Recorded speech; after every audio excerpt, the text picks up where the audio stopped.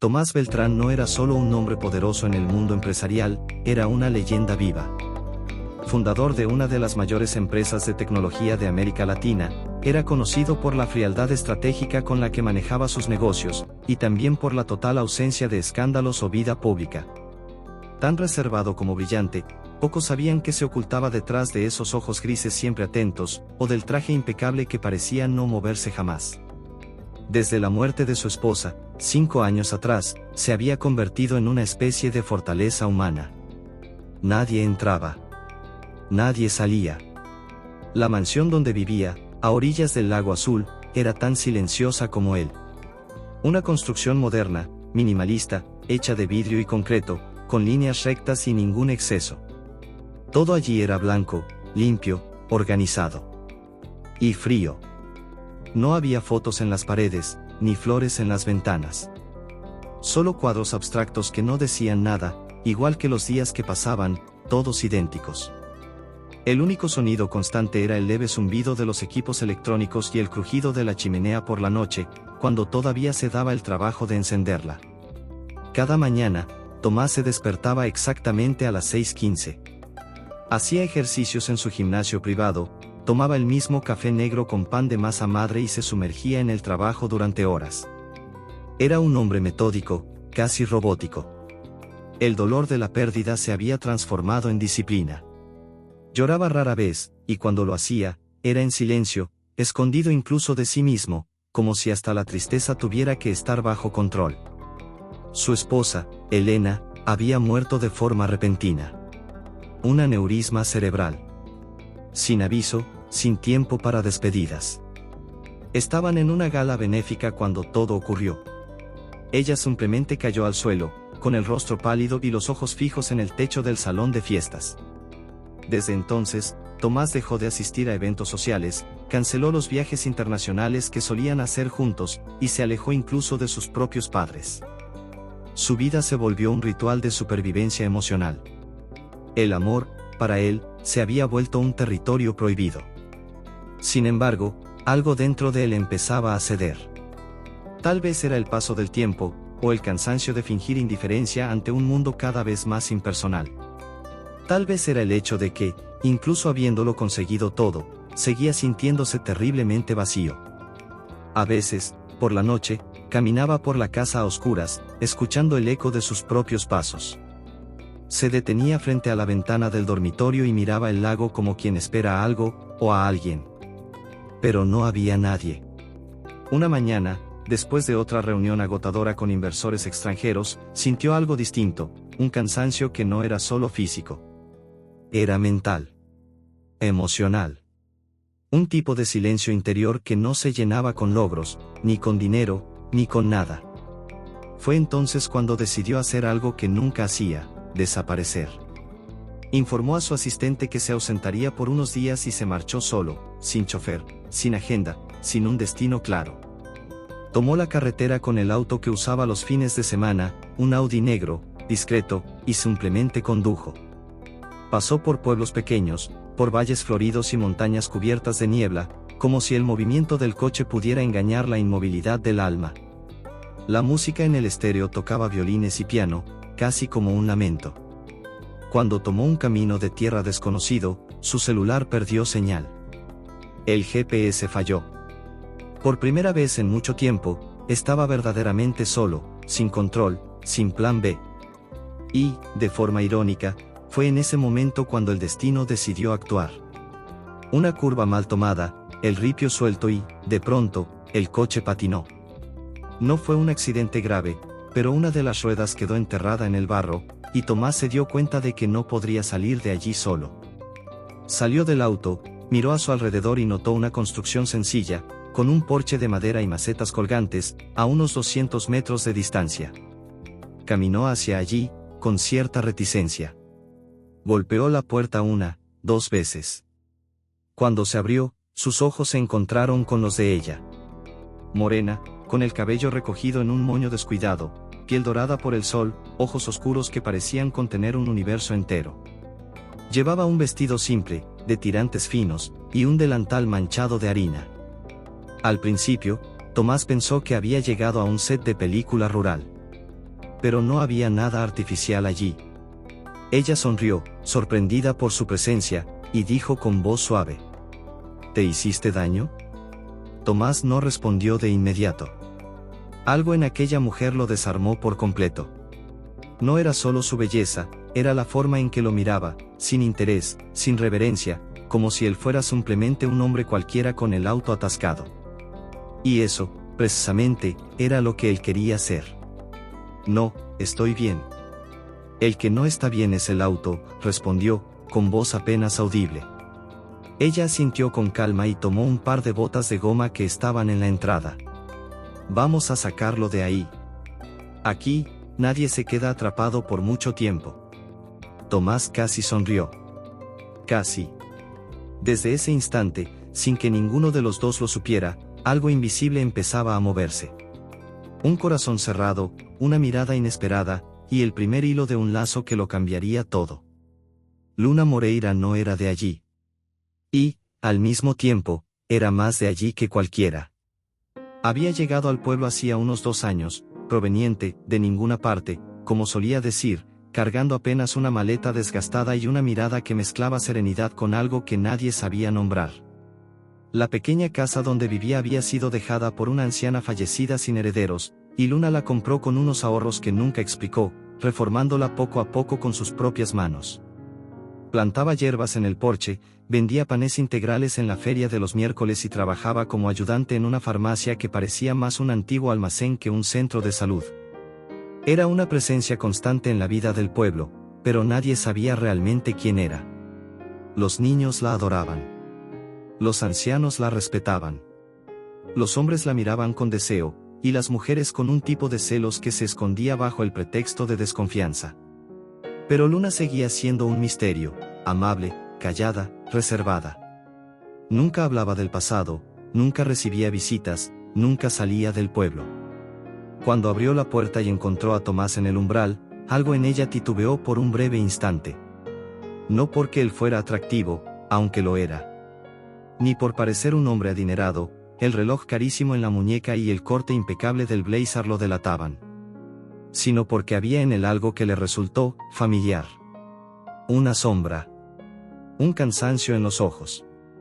Un dolor que ella conocía demasiado bien. Lo ayudó con el coche sin hacer demasiadas preguntas. Tomó una cuerda, se puso las botas de goma y lo guió hasta el lugar donde el vehículo estaba atascado. Luego, con una naturalidad desconcertante, le sugirió que dejara el auto allí hasta que el camino se secara, y que se quedara en su casa al menos para tomar un café y descansar. Tomás dudó. No solía aceptar ayuda. Mucho menos de extraños. Mucho menos de mujeres. Y mucho menos, de mujeres hermosas. Pero había algo en Luna que hacía imposible resistirse. No era solo su belleza, era su presencia. Un magnetismo sereno, como el de un río tranquilo que invita a lanzarse aunque uno no sepa nadar. Aceptó. Por dentro, la casa era sencilla, pero acogedora. Paredes en tonos cálidos, estantes con libros viejos, manteles de ganchillo sobre los muebles y el aroma a canela extendiéndose desde la cocina a todos los rincones.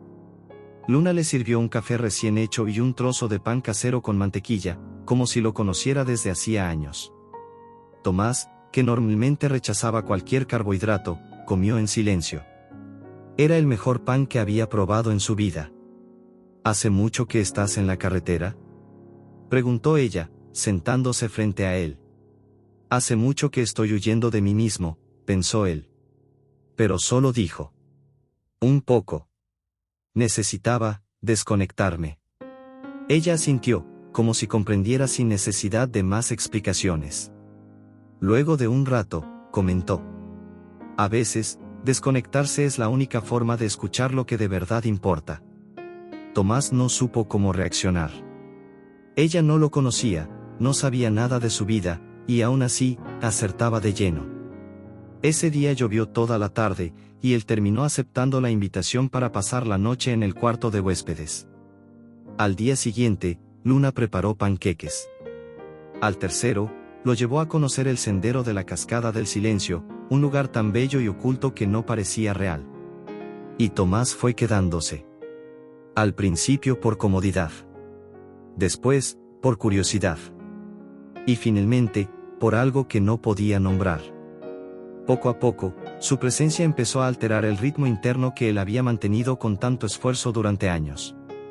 Luna era lo opuesto a todo lo que Tomás representaba, donde él era control, ella era entrega, donde él era cálculo, ella era intuición, donde él era silencio, ella era música. Hablaba poco, pero siempre decía algo que tenía sentido. Tenía una forma de tocar las cosas, y a las personas, como quien cura sin que el otro se dé cuenta. Cierta noche, después de una cena improvisada a la luz de las velas, Luna puso una canción antigua, una balada francesa que Tomás recordaba vagamente de los viajes con Elena por Europa. El sonido suave de la voz femenina, la luz dorada titilando en las paredes y la sonrisa de Luna frente a una copa de vino fueron demasiado para él. El peso del pasado le apretó el pecho como un puño. ¿Estás casado?, preguntó ella, de repente. Lo estuve, respondió con voz ronca. Murió. Luna no dijo nada. Solo le tomó la mano por un instante y luego la soltó. Ese gesto simple tuvo más efecto que cualquier abrazo. Tomás, sin embargo, empezó a preguntarse quién era esa mujer que había aparecido en medio de la nada para devolverle cosas que creía perdidas para siempre. Y cuanto más se dejaba envolver, más notaba pequeños detalles que no cuadraban, una cicatriz en la muñeca izquierda, un retrato escondido detrás de los libros, un sobre con cartas quemadas en la chimenea, una llamada recibida a escondidas en una madrugada silenciosa. Había secretos. Había un dolor que Luna nunca mencionaba. Y por más que él se acercara a ella, algo la mantenía distante, como si su alma estuviera encerrada tras una puerta para la que él aún no tenía llave. Pero, en ese momento, nada de eso importaba. Lo único que importaba era que, por primera vez en muchos años, Tomás estaba sintiendo algo. No era todavía amor. Ni pasión. Era otra cosa. Era vida. Y no quería perderla. Lo que Tomás no sabía, y quizás jamás sabría explicar, era que el verdadero impacto no venía de los grandes acontecimientos. Venía de las pequeñas cosas. De la forma en que Luna apilaba los platos en el fregadero con cuidado, incluso cuando tenía prisa. De cómo se recogía el cabello con un lápiz viejo cuando necesitaba concentrarse. Del sonido suave de su risa al leer cartas antiguas. De los mensajes escritos a mano que dejaba en las macetas de hierbas: crece con calma, todo tiene su tiempo, el sol también se cansa, pero regresa. Eso no era lo que él estaba acostumbrado a considerar relevante. Pero era precisamente lo que más lo conmovía. Tomás empezó a despertarse temprano solo para verla cuidar de las plantas en el porche. El vestido de algodón siempre ceñido al cuerpo por la brisa matutina, la piel morena dorada por la luz, los pies descalzos rozando la madera como si flotaran. Y cuando ella lo notaba y le sonreía, él sentía que algo se rompía, no por fuera, sino por dentro. Un tipo de muro que ni siquiera sabía que aún existía. Luna, por su parte, lo notaba todo. Incluso sin decir nada. Era observadora por naturaleza. Sabía que Tomás no era un hombre común. Lo sabía por la forma en que sus ojos se perdían a veces en el horizonte, por cómo se apartaba ligeramente cuando ella lo tocaba por accidente, por la rigidez en sus hombros al hablar de sí mismo. Había en él una tristeza muy antigua. Y también, una ternura que él intentaba esconder. Pero ella la veía. Un día, lo vio arreglando la barandilla del porche con la mirada baja, sudando, sin quejarse. Otro día, lo encontró colocando pan y frutas en la bolsa de una anciana en el mercado del pueblo, como si fuera lo más natural del mundo. Pero no lo era. Porque Tomás, aunque no lo admitiera, estaba cambiando. No pasó mucho tiempo hasta que comenzó a frecuentar la feria, la cafetería de la esquina, la panadería artesanal donde Luna dejaba sus panes a la venta. Los vecinos del pueblo lo miraban con curiosidad. El señor del coche negro, decían. Nadie sabía su nombre. Y él no tenía prisa en decirlo. Era como si quisiera dejar atrás su antigua versión. Como si allí, por primera vez, pudiera ser simplemente Tomás. Pero incluso inmerso en una rutina nueva, no dejaba de notar las ausencias. Había momentos en que Luna se ausentaba del presente, como si su mente estuviera en otro tiempo. Se quedaba callada, miraba a lo lejos y fruncía el ceño con una pena contenida. Una vez, él la vio borrar una foto en su celular, nerviosa, como si hubiese sido descubierta. En otra ocasión, encontró un cuaderno escondido entre su ropa, con anotaciones escritas con una letra temblorosa. Uno de los fragmentos decía: cuando todo parezca calma, cuidado con lo que olvidaste temer. Eso lo inquietó. Tomás intentó no invadir su privacidad, pero las señales se acumulaban. Luna evitaba hablar del pasado. Decía que no le gustaba mirar atrás. Que lo importante era el ahora. Y él quería creerle. Pero algo en su interior, tal vez su viejo instinto empresarial, o simplemente la intuición de quien ha vivido rodeado de máscaras, le decía que había más. Mucho más. Una tarde, durante una caminata por un tramo poco explorado del sendero en la montaña, decidió tocar el tema. Luna, nunca hablas del antes. Antes de llegar aquí. ¿Hay alguien buscándote? Ella se detuvo. El viento soplaba fuerte. Su cabello se soltaba poco a poco, y sus ojos estaban húmedos, no de lágrimas, sino de algo a punto de derramarse. ¿Por qué lo preguntas?, respondió ella, mirándolo directo a los ojos. Porque siento que estás huyendo de algo. O de alguien. Ella guardó silencio. Luego dijo, con una voz que parecía venir desde muy lejos: ¿alguna vez lo perdiste todo, Tomás? ¿Has sentido que, no importa lo que hagas, la gente va a creer lo peor de ti? ¿Que te van a señalar, a juzgar, y que no podrás defenderte? Él no respondió. Porque sí. Lo sabía. No de la misma manera. Pero lo sabía. Entonces Luna se giró y siguió caminando. No me preguntes más. Por ahora, no puedo contarte. Esa respuesta dejó a Tomás confundido. No porque ella ocultara algo, eso ya lo suponía, sino porque lo incluyó en un por ahora. Como si hubiese una promesa implícita. Una esperanza. Al día siguiente, la rutina continuó. Como si nada hubiera pasado. Pero Tomás empezó a observar más. A conectar pistas. Empezó a preguntarse por qué ella nunca recibía correspondencia. ¿Por qué evitaba entrar en tiendas con cámaras? ¿Por qué, al oír el sonido distante de un helicóptero, se encogía sin darse cuenta? Una noche, se despertó con un sonido apagado. Se levantó y fue hasta la cocina. Encontró a Luna llorando al teléfono, hablando en voz baja, nerviosa. Ella colgó apenas lo vio. Era mi abuela, está enferma, mintió. Pero sus ojos decían otra cosa. Y Tomás, que ya había perdido el amor una vez, empezó a sentir miedo. Miedo de apegarse a alguien que podía desaparecer en cualquier momento. Miedo de amar otra vez, y volver a perder. Lo que aún no sabía era que, al seguir ese instinto de protección, terminaría haciendo exactamente lo que siempre hacía, intentar controlar lo incontrolable. Y eso lo llevaría por un camino peligroso. Porque, al investigar el pasado de Luna, no solo descubriría quién era ella, descubriría que, de alguna manera, sus historias ya estaban entrelazadas mucho antes de que ese coche quedara atascado en el camino. Y lo que antes era encanto, ahora comenzaba a transformarse en inquietud. Tomás no era un hombre que conviviera bien con la duda. Por más que, en aquellos días junto a Luna, se hubiera permitido sentir cosas que creía muertas, su instinto natural seguía siendo el de investigar, el de controlar. Necesitaba saber con quién estaba tratando. No porque dudara de lo que sentía, sino porque algo dentro de él aún susurraba que nada de aquello podía ser tan perfecto. Y, más que eso, porque ya empezaba a temer perder lo que apenas acababa de encontrar. Fue una mañana de lunes, mientras Luna había salido a la panadería, que tomó el celular y hizo algo que había prometido no volver a hacer. Llamó a Raúl, su exjefe de seguridad y hombre de confianza por más de 15 años.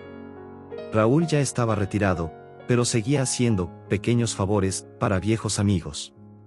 Y en esa llamada, Tomás pidió: descubre quién es Luna Moreira. Todo. Desde su nacimiento hasta hoy. Nombre real, registros, historial. Necesito saber con quién estoy tratando. Lo que Raúl encontró en los días siguientes no solo sorprendió a Tomás, lo devastó. Luna no se llamaba Luna. Su nombre de nacimiento era Clara Mireles. Nacida en el interior de Minas Gerais, hija de maestros, había desaparecido del mapa después de un escándalo judicial de proporciones nacionales. Años atrás, Clara fue acusada de estar involucrada en la muerte de un abogado influyente, Renato Dainaís, que cayó desde el balcón de su departamento en circunstancias sospechosas. La prensa, hambrienta de sangre, la convirtió en villana. La bella y el cadáver, decían los titulares.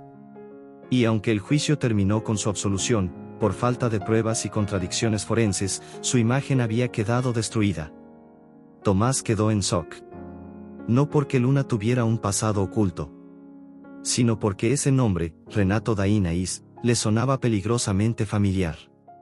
Revisó archivos antiguos de la empresa y lo confirmó. Renato Dainaís había sido, durante años, el abogado principal de una de las mayores empresas competidoras de Beltrán-Tech. Y en una de las disputas judiciales más agresivas de su carrera, fue ese hombre quien intentó sabotear un contrato millonario de Tomás con el gobierno chileno. Tomás nunca tuvo contacto directo con él, pero conocía su reputación. Sabía que era un hombre corrupto, agresivo, y vinculado a negocios turbios con políticos. Incluso con gente cercana a su propio entorno. Y ahora, de manera casi surrealista, la mujer de la que se estaba enamorando era precisamente aquella cuya vida había sido marcada por ese nombre. Esa noche, Tomás no durmió. Releyó los documentos. Buscó reportajes. Vio videos antiguos de noticieros sensacionalistas hablando sobre el caso. La imagen de Luna, o Clara, siempre era distorsionada, vulgarizada, atacada. Se la mostraba saliendo del juzgado con la cabeza gacha, rodeada de reporteros y abucheos. Asesina fría, femme fatale peligrosa, manipuladora. Pero nada en la mujer que él conocía coincidía con eso. Y aún así, las preguntas se acumulaban. ¿Por qué había mentido sobre su identidad? ¿Qué fue lo que realmente ocurrió aquella noche? ¿Quién era el verdadero culpable? A la mañana siguiente, la esperó en la cocina, ya vestido para salir. Necesito hablar contigo. Ella notó el tono. Notó la mirada. Lo descubriste, dijo, sin titubear. Tomás asintió. ¿Quién eres, Luna? O mejor dicho, ¿Clara? Ella respiró hondo. Ya no había a dónde huir. Se sentó a la mesa, con el rostro tenso y la mirada firme. Sí. Clara Mireles. Luna fue el nombre que elegí para volver a respirar. Después de lo que pasó, nadie quería darme trabajo. Nadie quería alquilarme un lugar donde vivir. Era una paria. Aunque fui absuelta por la justicia, fui condenada por la opinión pública. Así que desaparecí. Volví a empezar. Tomás quería creerle. Parte de él ya le creía. Pero otra parte, necesitaba escuchar todo. ¿Mataste a ese hombre? Ella lo miró con los ojos llenos de agua, pero sin parpadear. Él intentó matarme. Me empujó contra la pared. Me caí, me golpeé la cabeza. Cuando desperté, él ya estaba muerto, en el balcón. La policía no pudo probar que fui yo, porque no lo fui. Pero me acusaron. Durante años. Lo perdí todo. Temblaba. Pero no lloraba. Era el dolor de quien ya ha llorado demasiado. Tomás se acercó. Se sentó frente a ella. Quiso tomarle la mano, pero se detuvo a medio camino. ¿Por qué nunca me lo contaste? Ella sonrió con tristeza. Porque tú eres el tipo de hombre que tiene poder. Que conoce gente importante. Que, si quiere, también puede destruirme. No sabía en quién te convertirías al descubrirlo. Así que preferí que conocieras primero quién soy, y no lo que dijeron de mí. El silencio invadió la cocina. Solo el reloj hacía ruido, tic-tac, tic-tac, como un recordatorio cruel de que el tiempo pasa, pero ciertas heridas no. Ese mismo día, Luna hizo las maletas.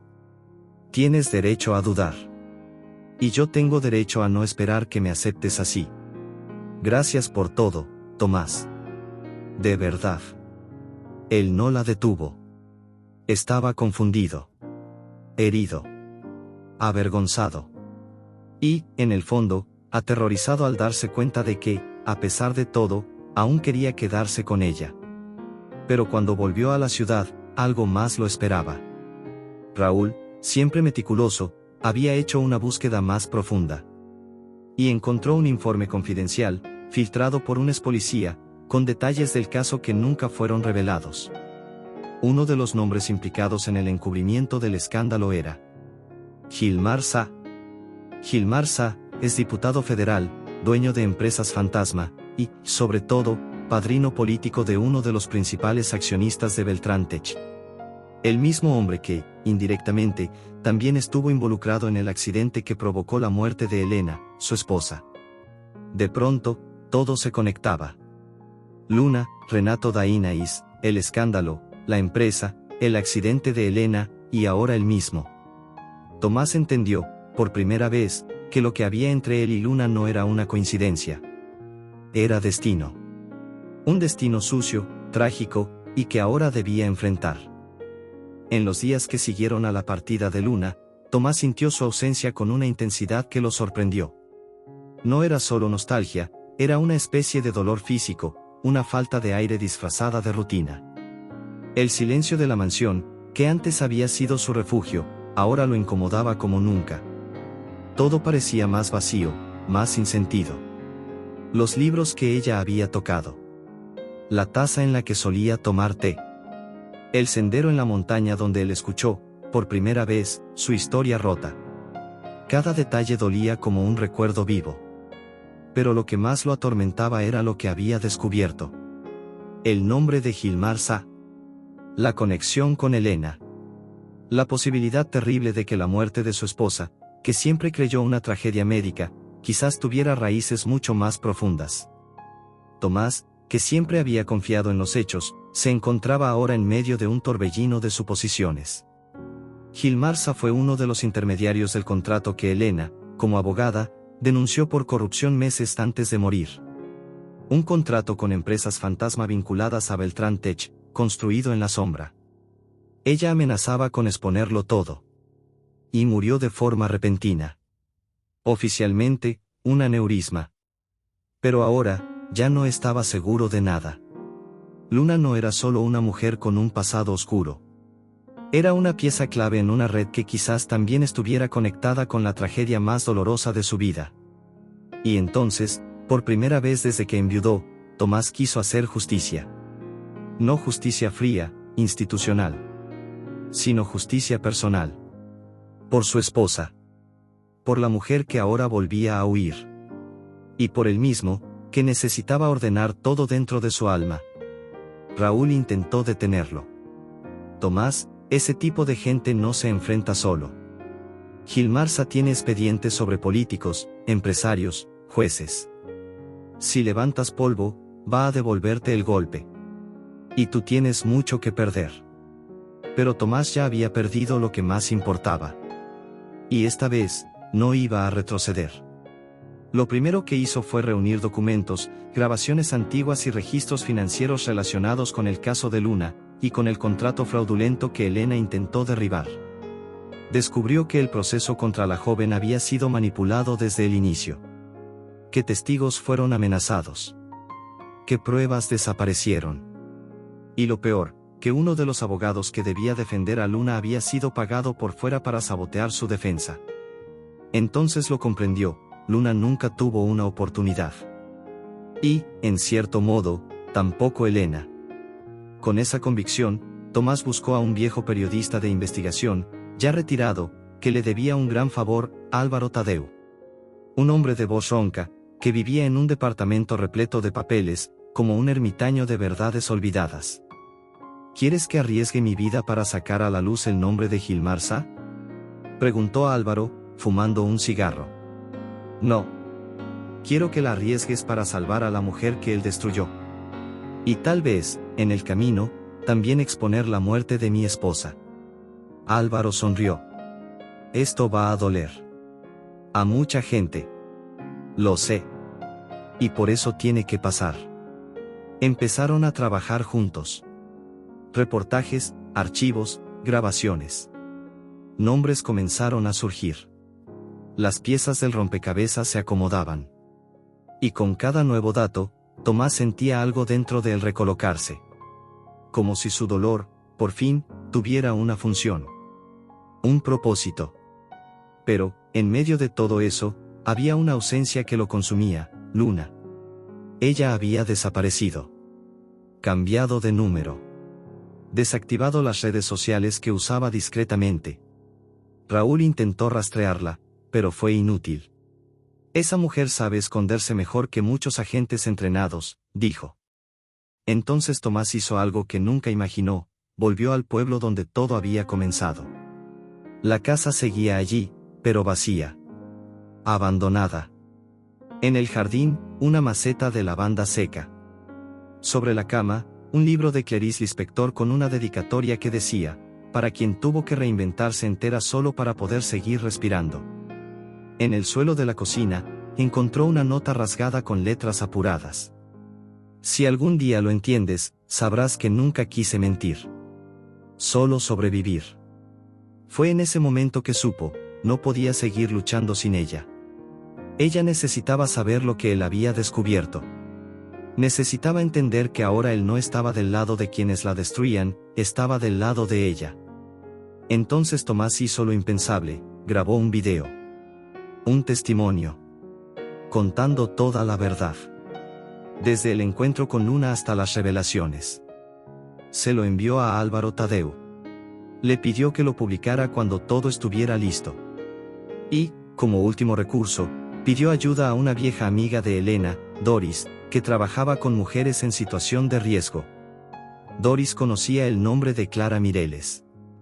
Ya había intentado ayudarla años atrás, sin éxito. Pero prometió que, si Luna aparecía en algún refugio, avisaría. Y apareció. 2 meses después.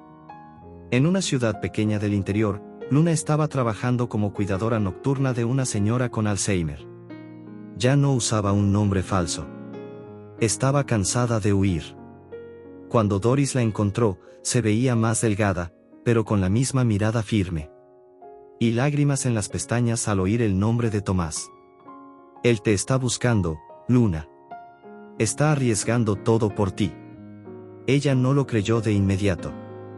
Hombres como él no se arriesgan por mujeres como yo. Pero entonces Doris le entregó un pendrive. Míralo con tus propios ojos. Luna vio el video en la pequeña notebook del asilo.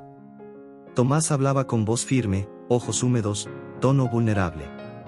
Si te hubiera conocido antes, quizás mi vida habría sido diferente.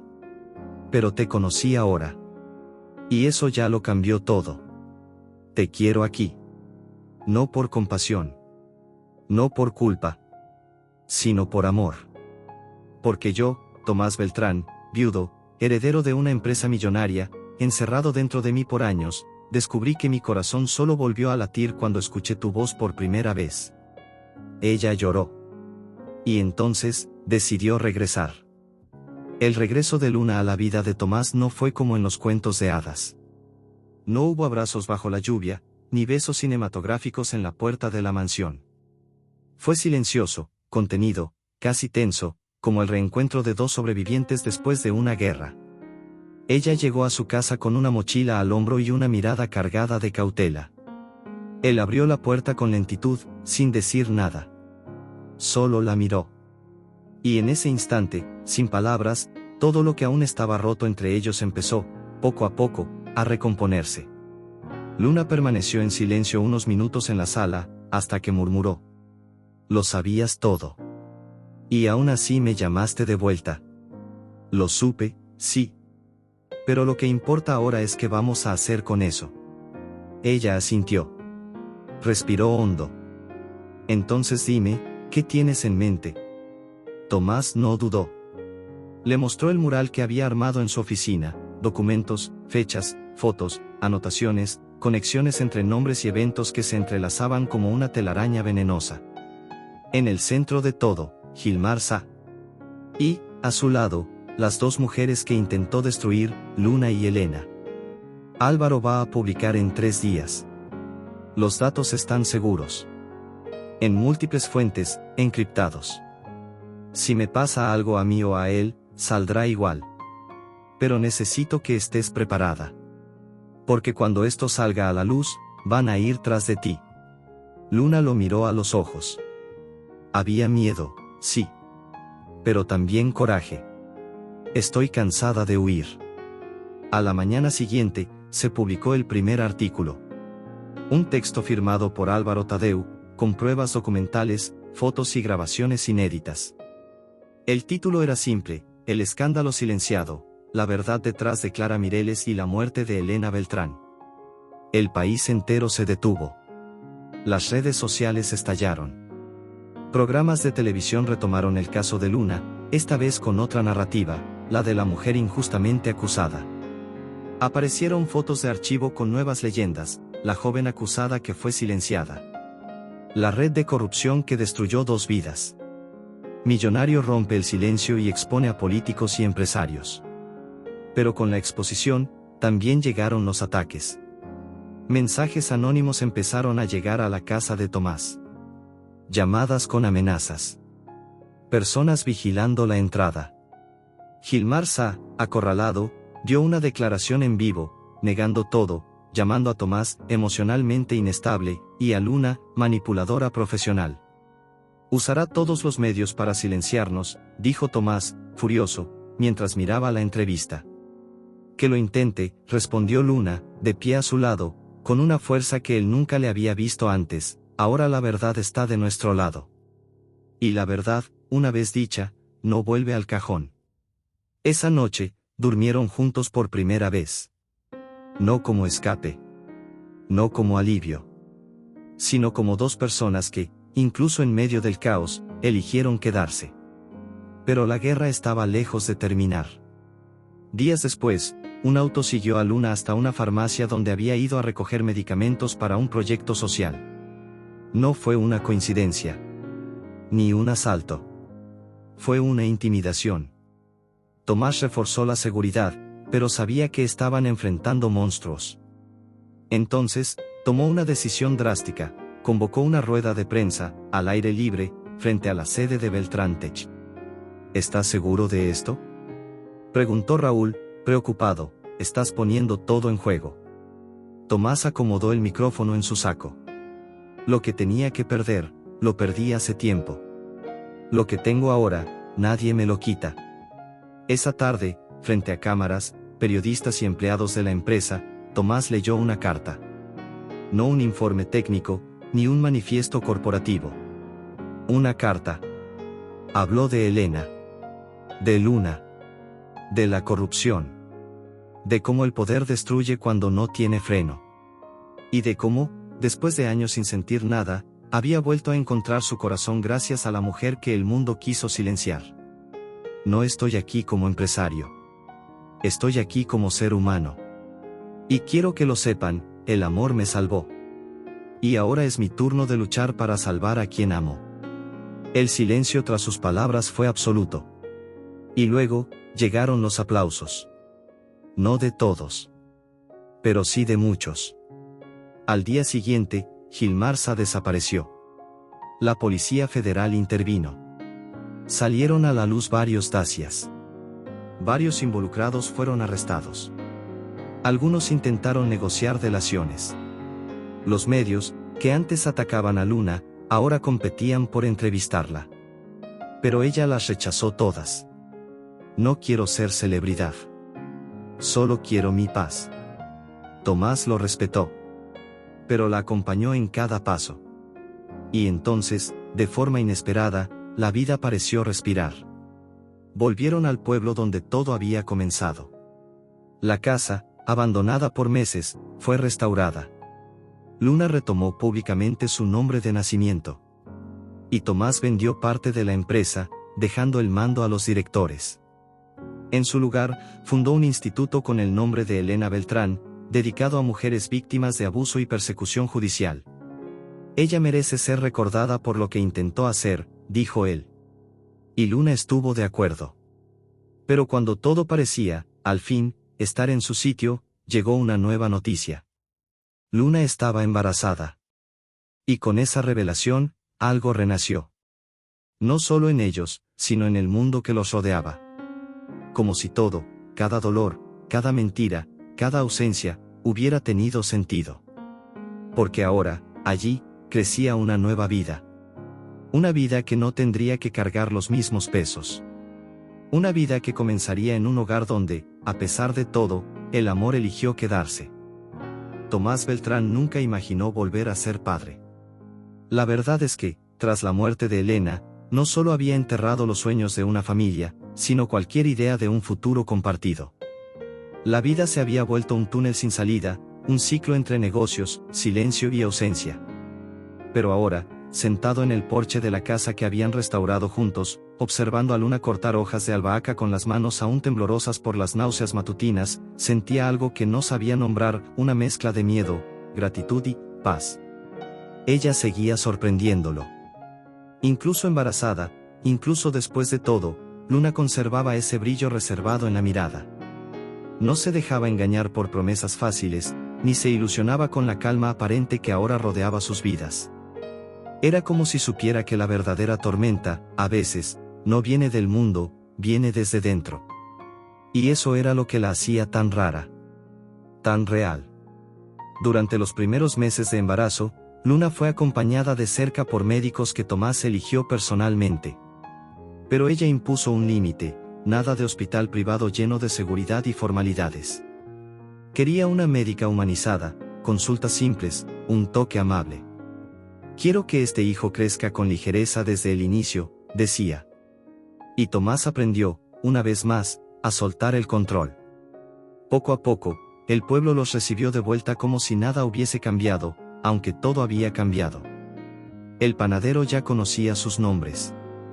Los niños de la escuela dejaban dibujos en la reja. La dueña de la farmacia, que antes miraba a Luna con desconfianza, ahora traía brotes de menta para el jardín. Era como si el amor de ellos hubiera restaurado, en silencio, la fe de todo un lugar. Tomás empezó a escribir cartas para el bebé. Cartas que no mostraba a nadie. Las guardaba en una caja de madera en su oficina, con la promesa de entregarlas algún día. En una de ellas, escribió: «Aún no me conoces, pero ya me salvaste. No porque me vayas a llamar papá, sino porque, al saber de tu existencia, mi corazón recordó que todavía podía latir, no por dolor, sino por esperanza». Luna también tenía sus rituales. Por las noches, le leía al bebé libros de poesía, fábulas antiguas, fragmentos de cartas de mujeres que resistieron al tiempo. Y aunque la barriga aún era pequeña, ya le cantaba, con una voz suave, casi susurrada, que hacía que Tomás se quedara parado en la puerta, solo escuchando, sin querer interrumpir. Eran momentos tan íntimos que temía romperlos con cualquier gesto. Pero no todo era liviano. Todavía quedaban cicatrices. Luna, incluso en paz, aún tenía pesadillas. A veces se despertaba sudando, llamando por un nombre del pasado. Tomás la abrazaba en silencio, hasta que volvía a dormirse. Y en otras noches, era él quien no podía descansar, revolviendo recuerdos de Elena, sintiendo culpa por haber vuelto a amar. ¿Crees que ella me culparía?, preguntó una vez, durante una caminata junto al lago. Luna se detuvo, lo miró a los ojos y dijo, con la certeza de quien conoce el dolor: «Yo creo que estaría feliz de que haya sobrevivido». Tomás no respondió. Pero esa noche, guardó la antigua alianza en una caja de recuerdos, junto con una flor seca del vestido de novia de Elena. Y entonces, al lado de Luna, sintió que por fin podía decir adiós, no por falta de amor, sino por amor propio. Cuando llegó el 6º mes de embarazo, decidieron hacer un pequeño encuentro con los vecinos del pueblo. Nada grandioso. Solo una fogata, algunos pasteles y una ronda de música. Luna quería celebrar. Quería mostrar que la vida, por más que haya intentado sacarla de su eje, aún florecía. Esa noche, bajo un cielo despejado, mientras todos cantaban y reían alrededor del fuego, Luna pidió silencio un momento. Y, con el vientre ya visible bajo su vestido de algodón, tomó la mano de Tomás y dijo: Fui una mujer que caminó sola durante muchos años. Y cuando tropezaba, el mundo no preguntaba si estaba bien, preguntaba por qué estaba allí. Pero ahora, a su lado, no me siento una carga. Me siento vista. Amada. Y por primera vez, sé que estoy exactamente donde debo estar. Tomás, que nunca fue bueno con las palabras en público, solo la besó en la frente. Pero aún quedaba una última pieza en el rompecabezas. Algo que seguía molestando en silencio, Gilmar Sá. El político corrupto seguía prófugo. Había rumores de que vivía escondido en el extranjero, protegido por aliados poderosos. Y aunque el caso ya estaba en manos de la justicia, Tomás sabía que, mientras él siguiera libre, una parte de la historia de Luna seguiría en suspenso. Hasta que, una calurosa tarde de febrero, recibió un sobre anónimo por correo. Dentro, solo una foto, Gilmar Sá, calvo, envejecido, caminando por un mercado callejero en Lisboa. En el reverso, una frase. No todo exilio es fuga. A veces, es solo el comienzo del olvido. Tomás sonrió. No porque quisiera venganza, sino porque entendió que, en ese punto, ya no la necesitaba. La justicia mayor ya había sido hecha. Estaban vivos. Juntos. Y en paz. En la última consulta antes del parto, el médico preguntó si ya habían elegido el nombre del bebé. Elena, dijo Luna, con una sonrisa. Tomás tragó en seco. Y luego asintió. Elena Moreira Beltrán. Llevará fuerza en los dos nombres. En la madrugada en que nació la niña, el pueblo dormía en silencio. Luna sostuvo a su hija en brazos con lágrimas en los ojos. Tomás, conmovido, besó la frente de ambas. Y en esa habitación iluminada apenas por la luz suave de una lámpara, con el corazón latiendo fuera del pecho, entendió, al fin, que era el amor en su forma más pura. No era huida. No era reparación. No se trataba de borrar el pasado. Era elegir, cada día, dejar que el corazón siga latiendo. Incluso después de todo. Incluso cuando parece imposible. El primer llanto de Elena Moreira Beltrán resonó por la casa como un canto antiguo. Tomás se quedó paralizado por unos segundos, incapaz de moverse, con los ojos llenos de lágrimas y las manos temblorosas. Luna, exhausta pero sonriente, le extendió a la bebé con un gesto silencioso que decía más que cualquier palabra. Cuando por fin la sostuvo en brazos, el tiempo pareció detenerse. Aquella criatura tan pequeña, con las mejillas sonrosadas y los ojos aún cerrados, era una prueba viva de todo lo que había resistido. De todo lo que se había reconstruido entre ruinas. Era amor, pero no un amor idealizado. Era un amor que había pasado por el dolor, el miedo, la duda, la pérdida. Era un amor probado en el fuego. En los meses que siguieron, Tomás redescubrió el mundo. Se levantaba temprano para preparar el desayuno de Luna, aunque ella insistiera en que no hacía falta. Llevaba a la bebé en un fular mientras Luna se duchaba o dormía un poco más. Era un hombre que había aprendido, quizás demasiado tarde, que el amor verdadero no está en los gestos grandiosos, sino en la repetición de las pequeñas entregas diarias. Y Luna. Luna floreció. Su cuerpo, antes tenso, ahora se movía con ligereza. Sus ojos, antes alerta ante el peligro, ahora brillaban mientras bailaba con su hija. Aún quedaban cicatrices, claro. No desaparecieron. Pero dejaron de ser heridas abiertas y se convirtieron en recuerdos, como tatuajes del alma. Empezó a escribir. Primero para sí misma. Luego para otras mujeres. Cartas, crónicas, confesiones. Abrió un pequeño círculo de lectura en el pueblo, donde hablaba de identidad, justicia, nuevos comienzos. Nunca se colocó como víctima. Se presentó como sobreviviente. Y, más aún, como autora de su nueva historia. Tomás, por su parte, fundó una editorial enfocada en dar voz a quienes nunca fueron escuchados. Mujeres, exconvictos injustamente acusados, huérfanos, migrantes. La primera publicación fue un libro con un título simple, Antes de que me llamaran culpable. Autora, Clara Mireles. El libro se volvió viral. No por ser escandaloso, sino por ser humano. Porque en cada línea había dolor, sí, pero también había fuerza. Y verdad. Con el tiempo, volvieron las invitaciones, entrevistas, eventos, homenajes. Tomás rechazaba la mayoría. Luna, todas. Ya no buscaban aplausos. Buscaban vida.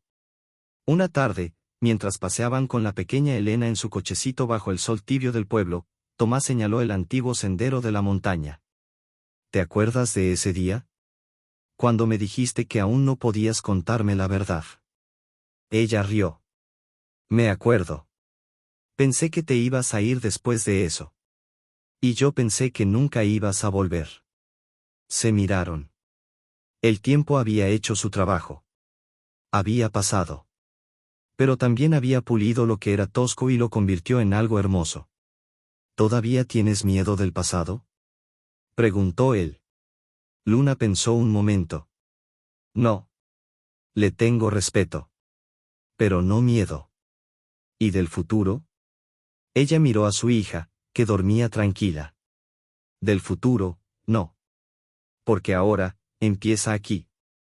Con nosotros. Años después, cuando Elena ya corría por la casa con un vestido amarillo y un libro bajo el brazo, Luna encontró a Tomás sentado en el porche, mirando el lago. Estaba más canoso, los rasgos más suaves. Pero aún con ese mismo silencio profundo que ella reconocía. ¿En qué piensas? Preguntó, sentándose a su lado. En cómo empezó todo. En cómo apareciste en medio del camino, descalza, oliendo a pan recién hecho, y diste vuelta a mi vida. Ella sonrió, tomándole la mano. Yo no aparecí. Tú me encontraste. Porque estabas listo. Tomás la miró con ternura y dijo, casi en un susurro. No estaba listo, Luna. Estaba perdido. Pero fue tu amor el que me enseñó a encontrarme. En la última página del diario que Luna había mantenido desde la prisión, ahora transformado en un cuaderno de memorias, había una frase escrita con letra firme. El amor no me salvó del dolor. Pero me enseñó a atravesarlo de la mano. Y eso, fue lo que me liberó. Y así termina esta historia. No con una gran vuelta de tuerca. No con un final espectacular. Sino con lo que realmente importa. Un hombre que volvió a encontrar su propio corazón. Y una mujer que tuvo el coraje de existir entera, incluso cuando el mundo quiso borrar su nombre. Un amor que nació de lo imposible. Pero eligió, todos los días, florecer, incluso en tierra difícil. Un amor más allá del dolor.